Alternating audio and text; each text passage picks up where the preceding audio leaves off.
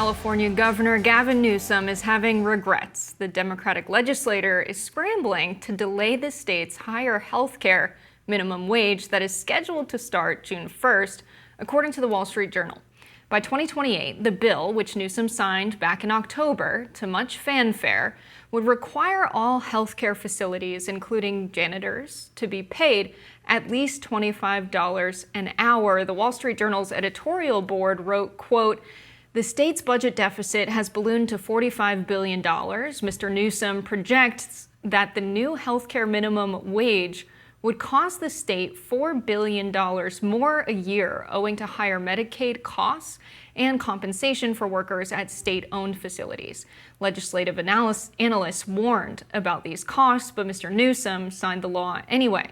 Mr. Newsom is proposing to tie healthcare workers' minimum wage increases to the state's general fund revenue and to exempt state facilities. But once capital gains revenue picks up again, California's private healthcare providers will be stuck paying for the wage mandate, which they ultimately pass on to patients," end quote. So to avoid this, lawmakers are working to create an urgency bill that would delay the start of the first pay bump to July 1st. In September, Newsom also signed a law establishing a new $20 an hour minimum wage for fast food workers that started last month. Host of Stossel TV, John Stossel, highlighted what he views as the consequences of this law. Let's watch.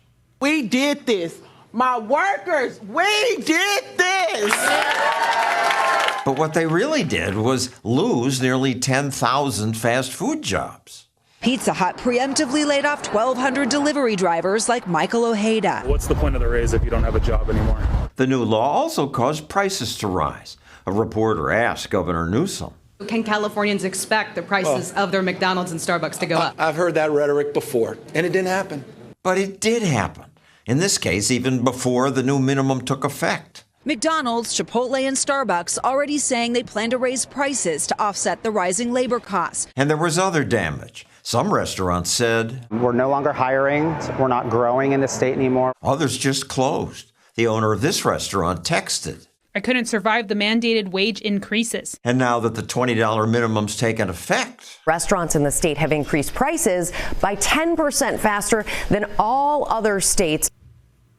Another aspect of this California minimum wage debate was that Panera had an exception. There was a bread-based company exception written into the law that was described as just nakedly corrupt, given Panera, the owner of Panera's support for Gavin Newsom. So there was that. Now, Panera said, once that got called out, Panera said, okay, well, we'll voluntarily raise our minimum wage as if the law affects us.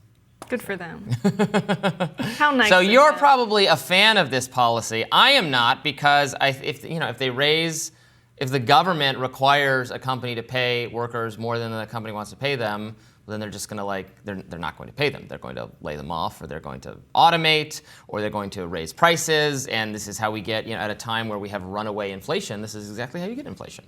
Good. Pizza Hut will raise prices. All the fast food chains will raise their prices. They'll lay off their workers. They'll realize that they're operating in a market where they don't have any consumers or workers that are willing to work for less than $25 in Los Angeles is insane with rent prices. So not only are you making your workers unable to afford basic expenses, people are going to look at their bills and say, it's not even worth it for me to go to work for this hourly wage. I either need to move or do something else. And then when you look at the prices increasing, if that's not matched with a wage increase, we've already seen fast food prices increase astronomically before we've seen wages adjust at all since the 1970s. So in many ways, this is a response to price increases that are already in effect. So to say now we have to raise prices to deal with this when their profits are in the billions, it's ridiculous. Let Pizza Hut close, let McDonald's close because they can't find workers and they can't find customers, and let mom and pop shops take over. Let people buy their food from all of the taco trucks in Los Angeles. That's fine. Well, we're not letting them close. We're forcing them to close. Good. Well, I don't think that's good. If they're not willing to pay workers a living wage, they shouldn't operate. I don't agree. Why does it's not the... What right does the government have to come in and say, here's a business saying, okay, I would like to hire you, and here's the amount of money I would like to pay you, and the person can say, well, that's not enough, so I'm not going to work here, and the business will say, okay, goodbye, or they can say, sure, that's fine, I'll work here. It's a totally voluntary exchange, and the government is coming in and saying, I don't consent to this exchange, you have to charge more, and the company's saying, well, then I'm going to raise my prices, or I'm just going to get a automatic teller thing. And then so that seems to me to screw over the worker more. The person like, hey, I would be perfectly happy to work for that wage. The government has the right to do so because the government represents the people living in California who have elected representatives who have run on raising the minimum wage because so many workers have a minimum wage that is not sufficient. They can't pay their bills. They can't keep food on the table for their kids. And so they wanted this minimum wage increase. Yes, of course, with a big macroeconomic policy like this, if workers are getting fired because there are layoffs, that's to the fault of the company itself if they're not willing to pay workers a living wage. So that's fine. It's a temporary problem. But I think it's a huge opportunity for Pizza Hut to close, for McDonald's to close, and for people to shop at local small businesses instead, and for work to be found elsewhere. California's public spending, they talk a lot about their deficit. I don't think that's a problem because we're in a high interest rate environment. The money's going to have to come from somewhere for an economy to grow. And any time we've seen a high interest rate environment and the investment not coming from the private sector, it forces public sectors to go into deficit. Otherwise, the economy won't grow. I think that's a hell of a pitch. In fact, I encourage Democrats to run on it. Vote for us. We're going to drive business. We're going to drive McDonald's and everybody else out of business by putting people don't like corporations, regulations Robbie. Well, they want the mom and pop shops. The mom and pop shops are even more expensive. People want affordable food, not in my housing, experience. Gas prices. That's always and everywhere. The mom and pop stores are more expensive. Okay, I encourage all of our viewers to look at the menu. That's just true. A 5-piece nuggets at Cookout, a local fast food chain in North Carolina where I live, $1.99.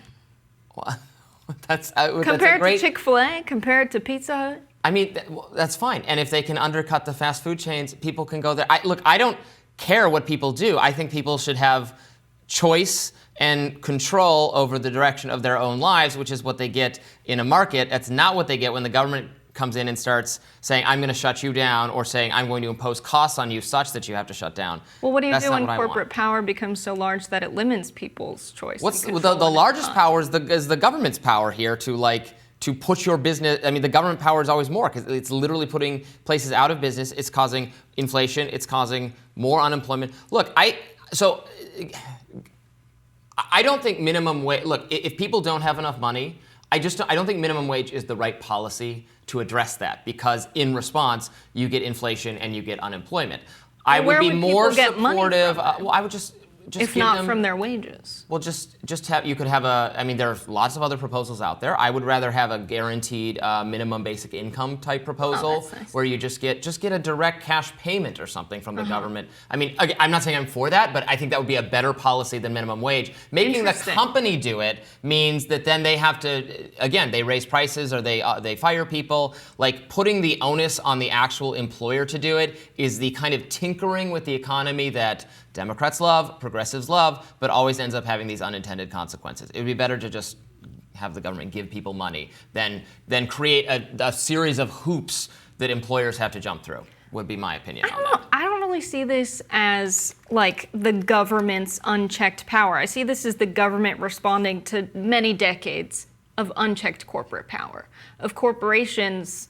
Like, if you go to the average downtown of many towns in the Southwest in the United States, in the Southeast, in rural areas in the Midwest, the downtown is desolate in many cases. There are a few mom and pop shops that are struggling.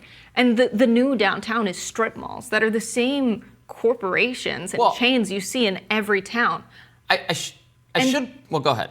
I think that demonstrates unchecked market power. I should point out that in many cases, it is the mom and pop shops that oppose a minimum wage and the chain that supports it. There's a long history of Walmart absolutely wildly in support of minimum wage. It's small mom and pop competitors against it, because Walmart knows once you impose a minimum wage, the mom and pop shops can't afford to pay those employees that money, so then they go out of business. So then Walmart, the government runs Walmart's competition out. They're totally in favor. They're like, yeah, jack up what you have to pay employees because we can afford to do it. It's going to be better for us because you're going to drive all the competitors out of business. I don't see it as a mom and pop friendly policy. I mean, it's a policy that it will improve the lives of some workers, the ones that, yes, don't get fired, and will raise prices for everybody else. I think it's difficult to judge that in an environment where mom and pop shops are the victim of all of their consumers being taken by stores like Walmart and Amazon coming in. That's the reason they can't afford minimum wage increases, because their consumers and their typical customers are now going to these other places where they're selling you goods for very cheap because they're paying the employees that manufacture the goods, that ship the goods, very low. And they're profiting in the billions. Their profit margins have been insane over the past few years. Yes, that is a negative thing because that's a wealth transfer from the everyday person in America to the wealthiest people in America who own and invest in these companies. But I think we should not forget how much better off our lives are, your life and my life, because of Amazon, because of the ability to immediately purchase and have it appear on your doorstep anything you want at a more affordable price is great. I would pay more if workers didn't die in Amazon warehouses. You're welcome to pay more. You can go pay more. But I could go to thrift stores and buy higher quality furniture and products than I would get from Amazon, quite frankly, for far less. Now you said you're the conservative and I'm the progressive because I think I don't know about that. Better access to cheaper stuff is good for humanity, and I'm glad we're moving in that direction. And I don't care if the mom and pop shop. I don't think we're moving in that direction. I think we're moving in the direction now of overconsumption being responded to by people wanting higher quality things and realizing they don't need as much stuff as they're purchasing. Well, if people wanna build their own furniture and assemble their own cutlery, like you can go live like a Luddite sort of existence. That option is still available. Going to a thrift store doesn't make you a Luddite. Most people don't want to churn their own butter anymore. It's a little thing called modernity that we've invented. No, I think people are going to this thrift store because they get cool stuff. It's way cheaper. It's higher quality than the stuff that breaks on Amazon. It's a trend that's in response more so to quality of the products on Amazon and Walmart than any political statement, really. Because you end up spending more money, actually, when you're getting low-quality goods that you have to constantly replace. It's a trick. They're playing a trick on us, Robby, to take all of our money. I am going to a costume party later today, and I realized yesterday it was a costume party. We can go thrifting after this. We'll get you an outfit. No, I tried to find a thrift store, and I'm like, this is impossible. Oh, what can I do on Amazon? I ordered the costume, and it's going to show up. I did this yesterday, and it's going to appear on my doorstep by the time of the party today. I think that is amazing.